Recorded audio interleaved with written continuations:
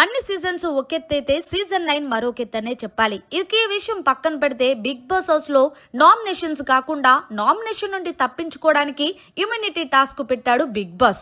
ఇక స్టార్ మా నుంచి తాజాగా ఒక ప్రోమో రిలీజ్ అయింది. ఆ ప్రోమోను ఒక్కసారి చూసినట్లయితే బిగ్ బాస్ హౌస్ లో రణరంగంలో ఎప్పుడైనా ఏదైనా జరగచ్చు.